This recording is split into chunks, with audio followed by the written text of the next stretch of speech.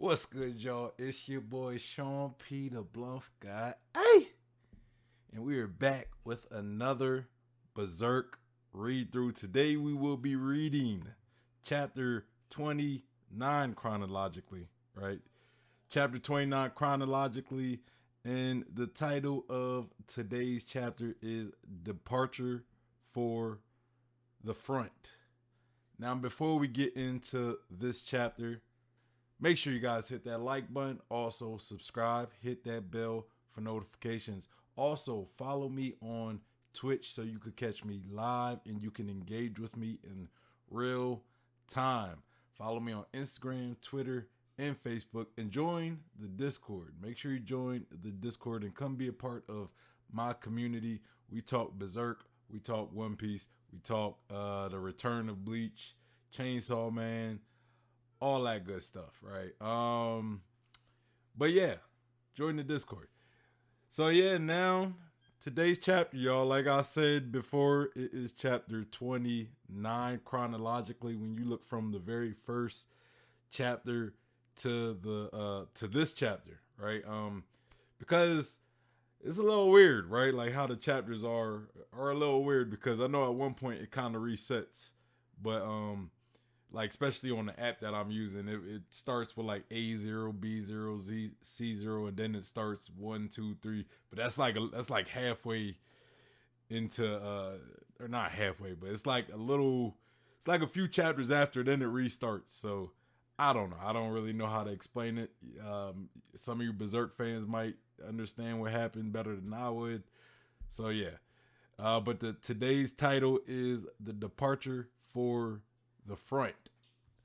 And it looked like we about to get into some more battling, right? It looked like we might be getting into some more fighting, you know. But yeah, so last chapter, you know, Guts was pretty much looking for Griffith after he assassinated Julius, and I don't want to say he assassinated Julius's son, but he did kill him because he that wasn't his goal to kill Julius's son. It was more of a wrong place, wrong time for the kid. He was a witness, so Guts did what he did, not knowing it was a young boy at that time. But Guts did that, and you could kind of tell, you know, Guts been put through the ringer, right? Like he had to escape, and he got shot with an arrow, and he killed a young innocent kid, right? So Guts was looking for Griffith, and he found Griffith at the princess's manor or whatever, one of the estates of the princess. And before he could talk to Guts, he was stopped by Casca, and Griffith was also talking to the princess at that time. So Casca stopped him and like, hey, you know, not right now, not right now. And during that time, Guts and Casca both heard Griffith talking to the princess, talking about, you know, his dreams and talking about what he considers a friend. And that was pretty much that chapter. So let's get into this current chapter. Again, the title is Departure for the Front. All right, so the first page we see a knight, look like a knight or a soldier, holding a flag with like a castle. It's like a I don't know what you would consider that shape, but it's like a shield type shape, and it has a tower or a castle in the middle of it. Then you got like the moon top left, a sun top right, because it's like divided into 4 sections. And then on the top left, you got a lightning bolt, and then the bottom left, you got a lightning bolt. The bottom right, you got like stars. So it's pretty much a flag, and the narration says the Midland royal family crest, a castle bearing a crown, seated in the midst of the heavens. Okay, that makes sense. The castle has a crown on it. I didn't even catch that.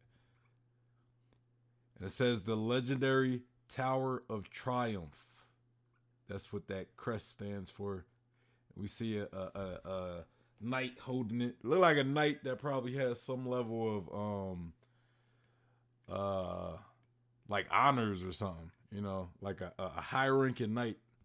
All right, so we get a double page spread, and it looks like this is the cover page, right? Because we get the name of the chapter, Departure for the Front, and we got a bunch of soldiers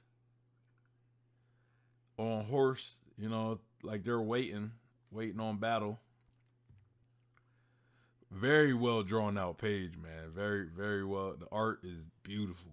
I'm not going like the last page and this page. The artwork is beautiful. How detailed these soldiers and their armors are. Very well done. Okay, so we see two maidens, two ladies that look like they work for the castle or whatever. They're looking out among where we see all these warriors, and they say so many of them. They say this new campaign could mean an end to the war. The other one says. And then the other one says, now if only that comes true. And then one of them says, don't worry, Midland has its own guardian angel, And then we see a man walking towards their direction, and they say, speak of the devil. That man turns out to be Sir Griffith. Sir Griffith. Walking with his helmet in his right under his right arm. All armored out. Yeah, so it looks like we about to get some battle, man. It looks like the Band of the Hawk are about to go back into battle. And we also see the two maidens bowing to Griffith. All right, so Griffith is walking, and there's a guy. He says, like, we just see a shoe. He says, "Are you departing?" And then Griffith says, "If it isn't Minister Frost or False." So this is Minister False, the guy who put Julius up to assassinating Griffith. Right now, trying to play the whole political game, kissing ass and all that stuff. So, and False says, "I have heard the Band of the Hawk is the campaign's vanguard." False just the ultimate bootlicker. That's what he is, the ultimate bootlicker. He says, with General Julius dead, Midland has no other guardian deity but you. May fortune smile. And then Griffith says, guardian deity, an exaggeration, however. Your humble servant will do all within his power. And then False says, even so, about this series of assassination scares, it is all but unbearable. I feel like False knows that Griffith assassinated Caesar, he didn't assassinate him, but he had I'm pretty sure he knows that Griffith had something to do with that assassination, because because he was the one. He knows that Julius tried to assassinate Griffith, and most likely Griffith probably knew and responded, right? So the fact that he know that Julius was going to attempt to kill Griffith, he probably know that Griffith killed him, out of a response, right? Out of revenge, just putting two to two together, All right, so False says, it is said that in troubled times, spirits mislead human hearts. But a child of only 13, like Master Adonis, how very cruel. Surely it is the work of a demon. And then Griffith says, no, It is no demon. It is the work of man, minister. So Griffith tells him like, hey, it wasn't a demon that killed that kid. It was the work. It was a man that killed the kid for certain. I low key think Griffith knows that Minister Foss might have something to do with his assassination attempt that he colluded with Caesar, right? Or Julius. Oh, I keep saying Caesar. Julius Caesar. That's why I keep saying Caesar. But I'm pretty sure that, I'm not sure, but Griffith might know that Foss had something to do with Julius trying to assassinate him. Griffith is a smart guy, right? Griffith is a smart guy, so he might know that it was more people involved. Foss looks, but he doesn't say anything. And then he says, incidentally, Sir Griffith, I have caught wind of a strange rumor regarding these assassinations. And Griffith says, strange rumor? And then Foss says, the arrow aimed at Princess Charlotte at the autumn hunt, that it was actually not meant for her. But instead, it may have been fired at you, Sir Griffith. And Griffith says, at me? Trying to play dumb. Griffith is out here playing dumb. But when you think about it, it actually does Griffith, it plays to his strength for people to think that it was someone trying to assassinate the princess. Because if that's the case, then it just looks, for Griffith, it looked like he just like, hey, I'm saving the princess from being assassinated. But if it comes off as like Griffith knows that the person was trying to kill him, then Julius's death could look like a revenge attempt, right? So, it kind of works in favor for Griffith for people to believe that he was just protecting the princess. And Griffith says, impossible. A mere knight commander? And then Foss says, you humble yourself. The exploits of the band of the hawk you lead are wildly proclaimed in many lands. Also, according to the said rumor, the assassin who attacked you may not have been a cheddar spy at all, but a subordinate of someone within this very court. Oh, hey. I feel like Foss knows. Foss has to know. Foss has to know that Griffith is responsible for Julius's death.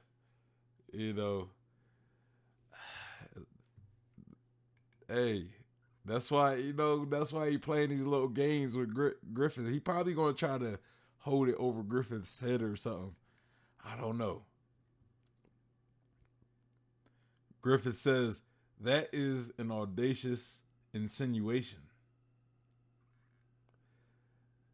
And then Foss says, I would not say so. But under a thin veneer, those of the court can be likened to a den of evil spirits. It is not far-fetched that any number of them would not be above the murder of another for the sake of maintaining their influence. And then Griffith says, but surely.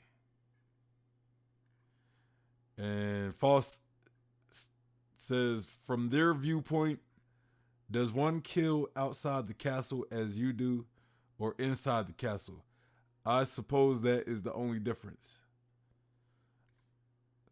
Does one kill outside the castle as you do, or inside the castle? I suppose that is the only difference. Oh, that's interesting. That's an interesting statement. So he's saying, at first I kind of thought he was insinuating that Griffith killed, he knows that Griffith killed him, but he was saying like, you kill on the battlefield. These political figures, they kill in the castle, to maintain power. Deep words. Griffith says, An interesting theory. And he says, that being said, I will strive to my utmost outside the castle. Your pardon. And then Griffith walks away from Foss, and Foss is just looking at him. And Foss thinks to himself, he didn't so much as twitch an eyebrow at the mention of Master Adonis. Could this mean that it wasn't his doing at all? No, that can't be true. It would be too much of a coincidence. And he says, there can be no mistake that the assassination of Julius and his son was Griffith's retaliation. Somehow he must have gotten wind that the incident at the autumn hunt was at the hands of General Julius. You see, so he's able to put two together and deduce the fact that Griffith probably retaliated on Julius's assassination attempt. He's able to do that, but he's not 100% sure that Griffith did it, because this whole conversation with Griffith was him trying to fish. He's out here fishing to see if Griffith is going to say something or if there's any nonverbal cues that can hint him to as a confirmation that he killed Julius. So,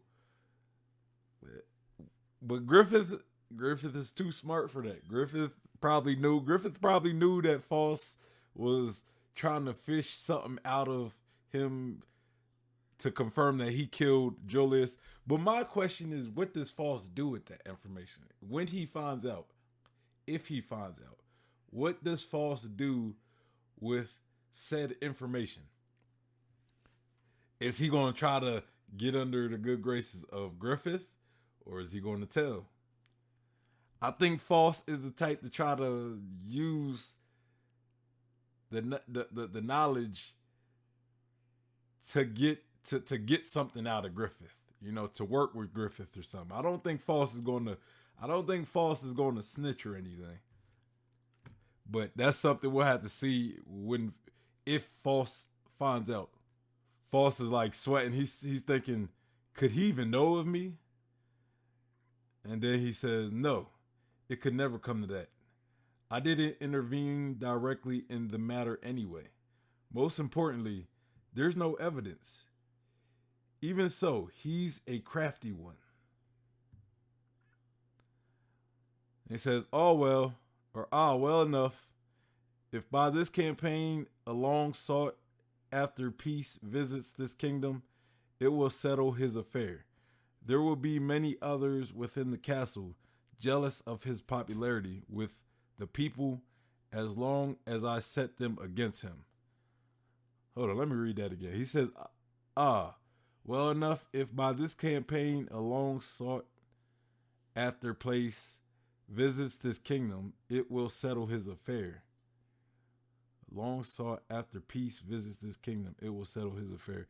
This will be many others within the castle, jealous of his popularity with the people as long as I set them again. So, okay, it's looking like he's trying to, it looked like he's trying to go against Griffith. Like he's trying to politically fight, he's trying to fight a political war against Griffith. That's what it looked like Foss's plans are, especially after the battles and everything and peace comes to the kingdom. He's going to try to fight a political battle against Griffith by setting other people against. And then Foss thinks, so the only good hero is a dead hero. And then you see Foss have like this shocked face, and he looks off into the distance and we see a silhouette. Oh, don't tell me this is Guts. Guts about to... Griffith might have known, and this might be Guts coming to kill Foss as well. Okay, so we get a closer look of the figure in the doorway, and it's Griffith. and Griffith has a very, very like sinister look, like to his eyes, and he's looking directly at False, and False looks confused, and he says, "No." And then Griffith's like eyes get even wider, and then he turns around and walk away. So Griffith, no, bro, I wonder how Griffith was able to deduce that False had something to do with it, right? Because when you look at like the conversation between, like, False didn't really have a deep, like, direct collusion. Like, he wasn't like deeply into, he just kind of suggested to Julius to kill Griffith. Just very light suggestion. So I'm thinking maybe Griffith, because I remember when False and Julius were talking, there were like some maids right there, right? But they end up leaving, like, you know, like Julius, like there was these maids talking, and then Julius interrupts these maids, and then they kind of leave, and then him and False have that conversation. So my only thing is maybe those maids seen Julius and False talking, and maybe Griffith asked those maids if they seen anything, and they told Griffith about False and Julius having a conversation. I don't know. I don't know. I don't know how Griffith could have deduced False's involvement in the whole assassination, because he didn't really have any direct involvement. You know, he just kind of suggested it in passing with or Julius, and that was it.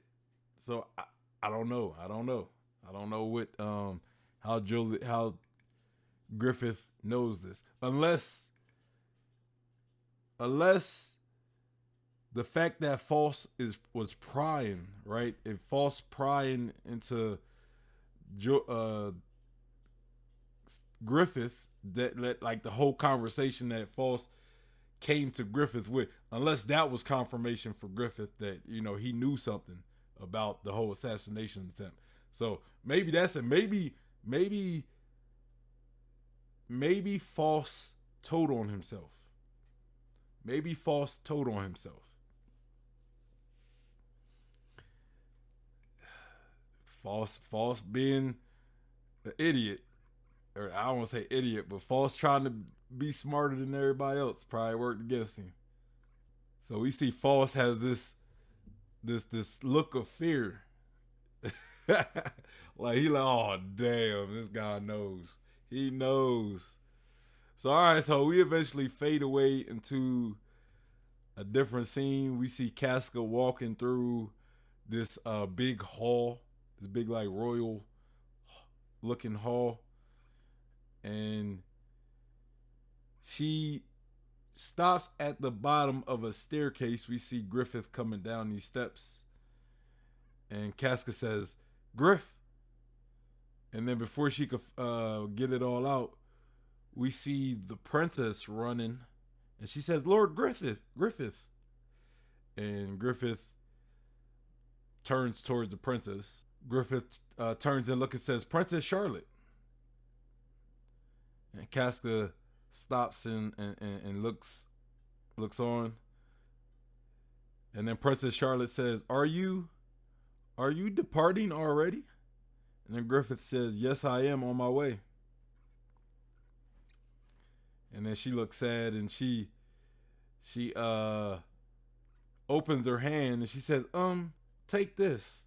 And we see like a little soldier figurine with a shield and a sword in his hands, a shield with like a cross. And then Griffith asks, "What is it?" Princess Charlotte says, "It is a necklace made from a lodestone. It is not very valuable, but it's a memento of the former queens of my mothers. Of the former queens of my mothers." Okay, so she corrected herself, said of my mothers. And it says a naturally occurring magnet. Okay, so this thing's like a magnet, supposedly. bro, the princess is sprung. She is sprung on Griffith. And then Griffith says, but an item of such importance. And then the princess interrupts and says, no, please have it. With the lodestone, the man half and woman half are attracted to one another. A man half and a woman half. So it must be another one. It is said that the two who possess each half are destined to meet again. Oh, so it's kind of like one of them little necklaces with the pendant. It's like half a heart, like you give to like your significant other, and then you keep the other one, and then y'all could put the little heart together or whatever. It's like something like that, like an old school version of that. I find it funny. It's called the lodestone because kind of remind me of in One Piece they got these things called poneglyphs with like a bunch of ancient information on it, and they got these poneglyphs that are designated to help you find the One Piece, right? The island the One Piece is on, and they call those the lodestar or the lode poneglyphs. The lode poneglyphs. And the meaning of lode, I think, has something to do with like there's a thing called a lodestar, right? A lodestar. The lodestar is supposed to help you. It's supposed to be used as a way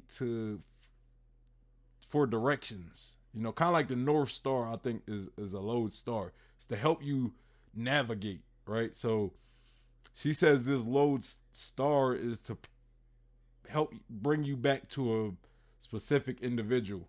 So, it's kind of to direct you somewhere, And then Princess Charlotte says, if you were to carry that necklace made from the man stone, surely this necklace of the woman stone should draw it back and see you safely home from the battlefield.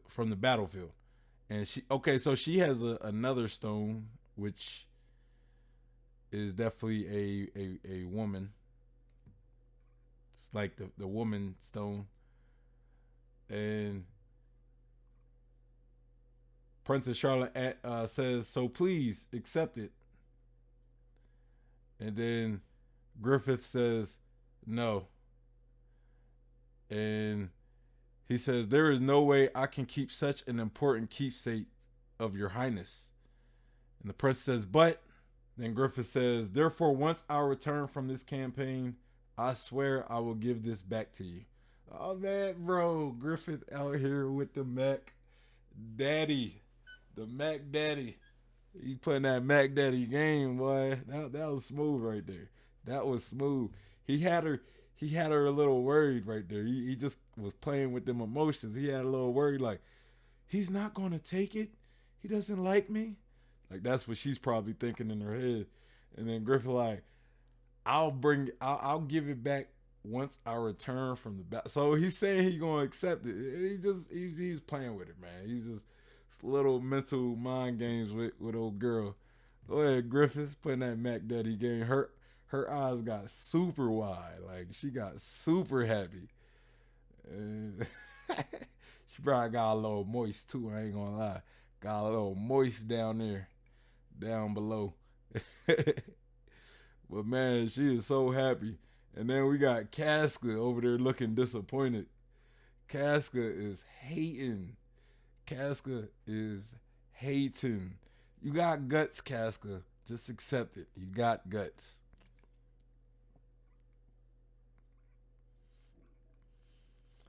And then Princess Charlotte says, I have never dreaded battle as much as I do this time. Lord Griffith, please be safe. And she got like this super worried look on her.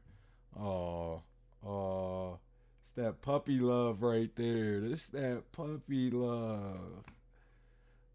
Oh, it's so heartwarming.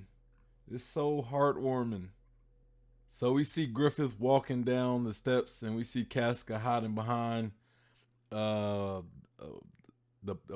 not a pillar. I forget what you call like a banister. Like I don't remember what you call it, but it's like the she's hiding, you know, waiting for Griffith to show up, and then the princess says, "You there, knight?" Talking about Casca. She's yelling at Casca. she didn't notice Casca behind the banister or whatever. And then Casca comes from around it and she says, "Yes, Your Highness." And then Princess Charlotte says, "Please protect Lord Griffith." And then Casca says, "Yes, Your Highness, even with my own life." Even though Casca already going to protect Griffith as much as she can, so it is what it is. So Griffith pulls up next to Casca and says, "Let's go." And then Casca says, "Yeah." And then Griffith and Casca is walking away as Casca looks back at the princess. Bruh, Casca jealous. Like, let's be serious. Casca is jealous. So we see a lady. She has a crown, so this must be the queen. The queen on top of the steps, and she says, "Charlotte?" Charlotte looks up, and then Charlotte says, "Mother." And we see the queen up in her like very royal nightgown, or not nightgown, very royal dress with the big hips coming out.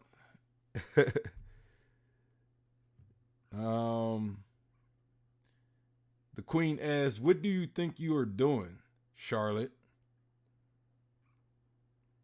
She looks a little mean. Like the queen look a little mean, a little like she got like a nasty attitude. Charlotte says, "What do you mean?" And the queen says, "Do not feign ignorance. Giving gifts to one such as him." Also, the queen seen all that happen. I didn't even know the queen was close enough to see any of this. And then the princess says, "It's my business to whom I give my things." And then the queen says, "Unacceptable. You are a member of the royal family, yet you give gifts to a man of humble birth. Properly speaking, one of your rank should even hesitate to so lightly converse with him." One of your rank should even hesitate to lightly converse with him. And Charlotte says, "But mother." And the queen says, "You are 16 now, no longer a child. Try remembering that. You are the Princess of Midland." And then Charlotte says, "But," and then she stops. Princess Charlotte walks away, and then the queen says, "Charlotte." And then she like holding her fan in front of her mouth. I guess Charlotte keeps walking away. All right, so then we fade away into the battlefield where we see Griffith on horseback, and he says, "Move out." And then we see a bunch of men on the castle walls yelling, "Yeah," cheering and stuff. So we get a double page spread of the band of the Hawk marching on horseback. We see like some commoners, some look like some poor people on the side of the road. Look like a lady with a missing leg. So she must be like a casualty, must have got hurt during the battle and everything. We also see some people off in the distance look like they're farming.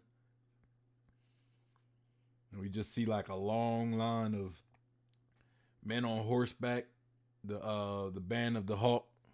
So now we see Guts and his squad of men marching, and he's thinking back. He says, "What I think a friend is one who is my equal."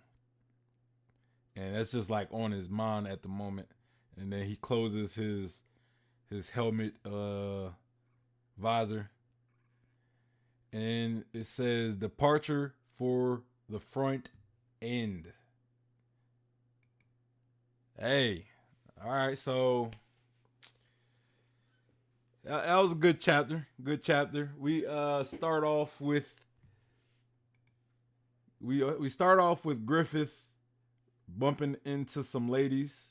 They're talking about the battle that's about to happen, and you know they're kind of like they don't say Griffith's name, but they're talking about Griffith, and then he shows up and pass, and then they bow, but then Griffith is stopped by Minister False.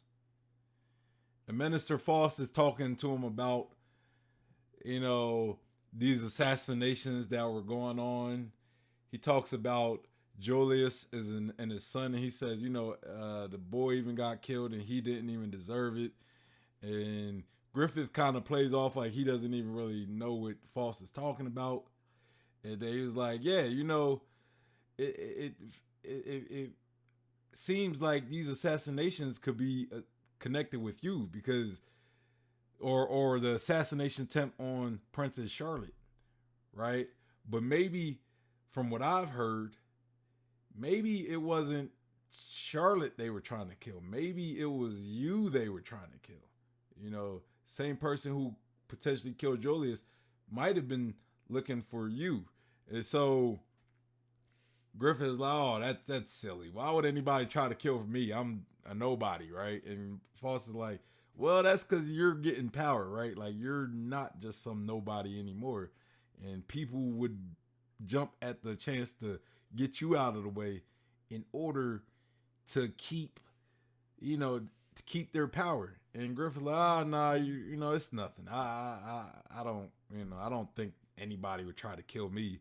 So Griffith walks away, and then we see False thinking to himself, like, yeah, I don't know. Like, he didn't really say anything about the whole Adonis thing, so maybe he wasn't, but that can't be the case.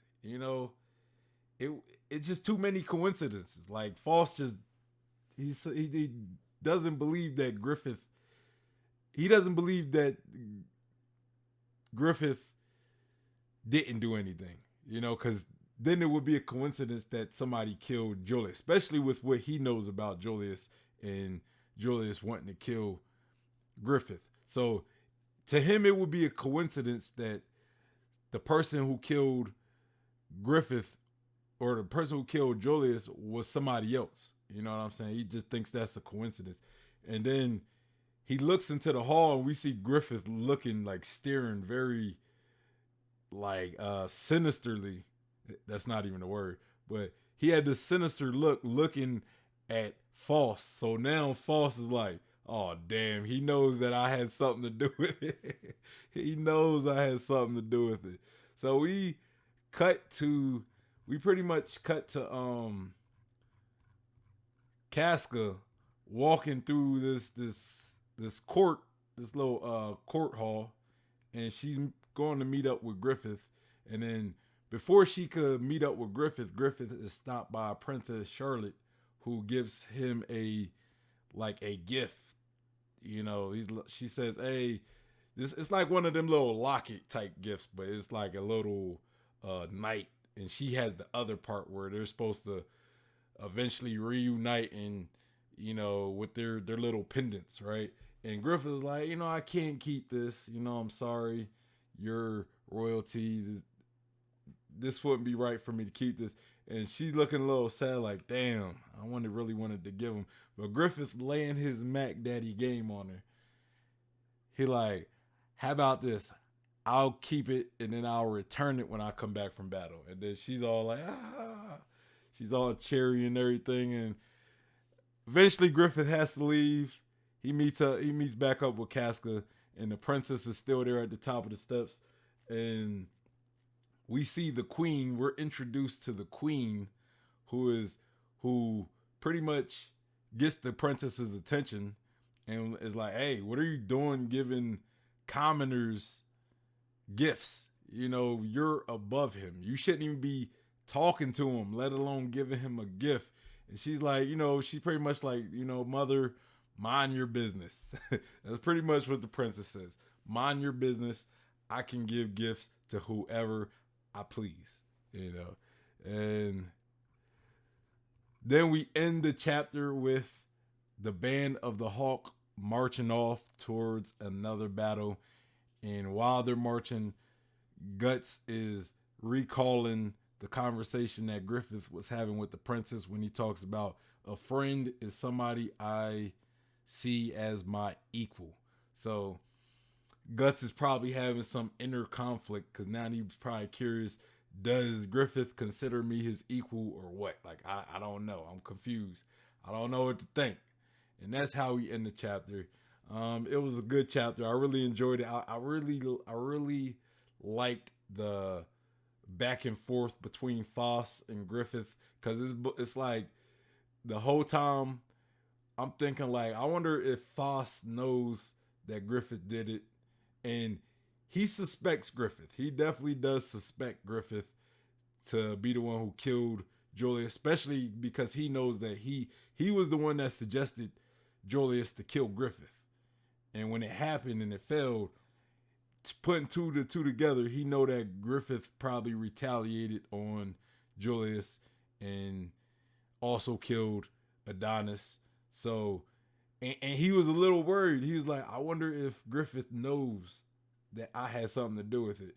And then the little that sinister look that Griffith gave to Foss kind of confirmed that yes, Griffith knows.